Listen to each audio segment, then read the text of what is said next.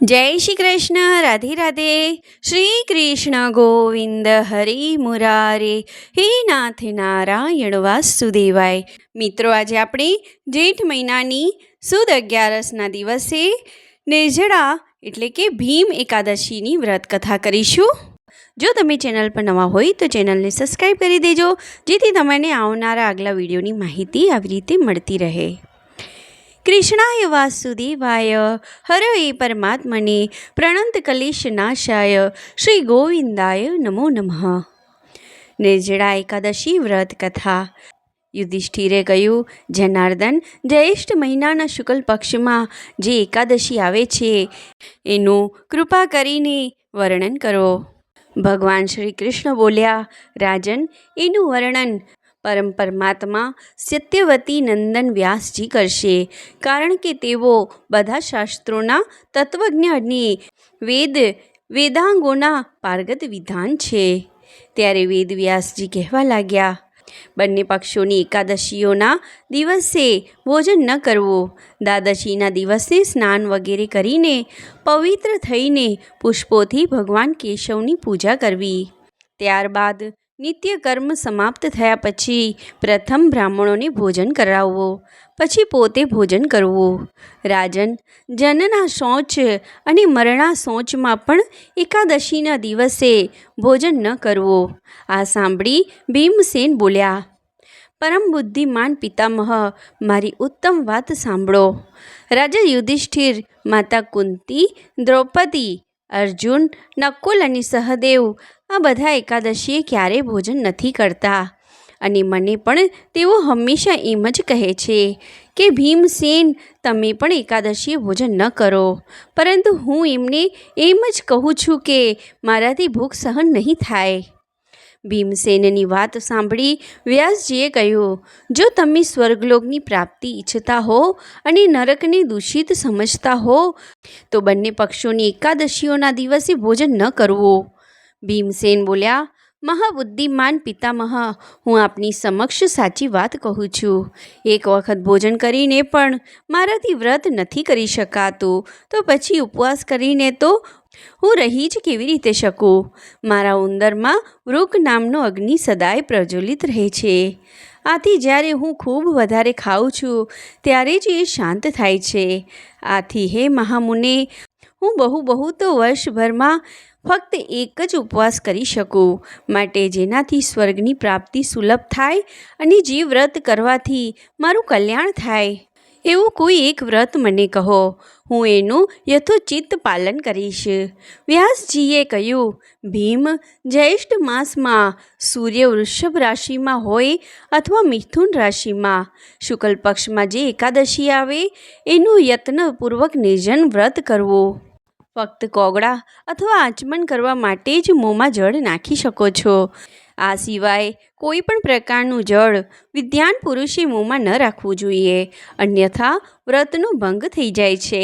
एकादशीना सूर्योदयथी बीजा दिवसना सूर्योदय सुधी मनुष्य जळनो त्याग करे तो आ व्रत पूर्ण थाय छे।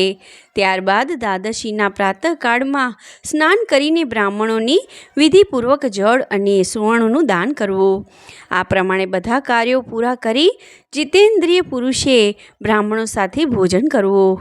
વર્ષભરમાં જેટલી એકાદશીઓ આવે છે એ બધીનું ફળ મનુષ્ય નિર્જળા એકાદશીના વ્રતથી પ્રાપ્ત કરી લે છે, એમાં જરા પણ સંદેહ નથી। શંખ ચક્ર અને ગદા ધારણ કરનારા ભગવાન કેશવે મને કહ્યું હતું કે જો માનવ બધું છોડીને એકમાત્ર મારા શરણે આવી જાય અને એકાદશીએ નિરાહાર રહે તો એ બધા પાપોથી છૂટી જાય છે। એકાદશીનું વ્રત કરનાર પુરુષ પાસે વિશાળકાય, વિકરાળ આકૃતિવાળા અને કાળા રંગના દળપાશધારી ભયંકર યમદૂતો નથી આવતા। અંતકાળમાં પિતાંબરધારી, સૌમ્ય સ્વભાવવાળા, હાથમાં સુદર્શન ધારણ કરનારા અને મન સમાન વેગવાન વિષ્ણુદૂતો આખરે આ વૈષ્ણવ પુરુષને ભગવાન વિષ્ણુના ધામમાં લઈ જાય છે। આથી નિર્જળા એકાદશીના દિવસે યત્નપૂર્વક ઉપવાસ અને શ્રી હરિનું પૂજન કરવું।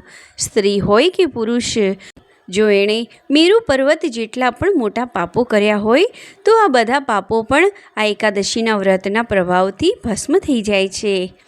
જે મનુષ્ય આ દિવસે જળના નિયમનું પાલન કરે છે એ પુણ્યનો ભાગી બને છે. એને એક એક પહોરમાં કોટી કોટી સોના મહોરોનું દાન કરવાનું ફળ પ્રાપ્ત થાય છે. મનુષ્ય નિર્જળા એકાદશીના દિવસે સ્નાન, દાન, જપ, હોમ વગેરે જે કંઈ પણ કરે છે એ બધું અક્ષય થાય છે. આ ભગવાન શ્રી કૃષ્ણનું કથન છે.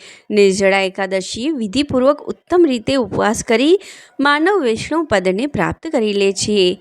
જે મનુષ્ય એકાદશીના દિવસે અન્ન ખાય છે એ પાપનું ભોજન કરે છે. આ લોકમાં એ ચાંડાળ સમાન છે અને મૃત્યુ પછી દુર્ગતિને પ્રાપ્ત થાય છે. જ્યેષ્ઠ માસના શુક્લ પક્ષની એકાદશીએ ઉપવાસ કરીને જે મનુષ્ય દાન આપશે એ પરમ પદને પ્રાપ્ત થશે. જેમણે એકાદશીએ ઉપવાસ કર્યો છે તેઓ બ્રહ્મ હત્યારા, દારૂડિયા, ચોર અને ગુરુદ્રોહી હોય તો પણ બધા પાપોથી મુક્ત થઈ જાય છે. કુંતી નંદન, નિર્જળા એકાદશીના દિવસે શ્રદ્ધાળુ સ્ત્રી પુરુષો માટે જે વિશેષ દાન અને કર્તવ્ય વિહિત છે એ સાંભળો. આ દિવસે જળમાં સંશય કરનાર ભગવાન વિષ્ણુનું પૂજન અને જળમય ધેનુનું દાન કરવું જોઈએ અથવા પ્રત્યક્ષ ધેનુ કે દૂધાળી ગાયનું દાન કરવું યોગ્ય છે.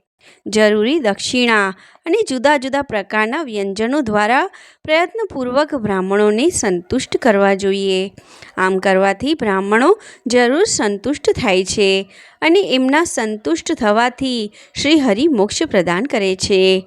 જેમણે શમ, દમ અને દાનમાં પ્રવૃત્ત થઈને શ્રી હરિની પૂજા અને રાત્રે જાગરણ કરીને આ નિર્જળા એકાદશીનું વ્રત કર્યું છે એમણે પોતાના સહિત વીતેલી 100 પેઢીઓને અને આવનારી 100 પેઢીઓને ભગવાન વાસુદેવના પરમધામમાં પહોંચાડી દીધી છે.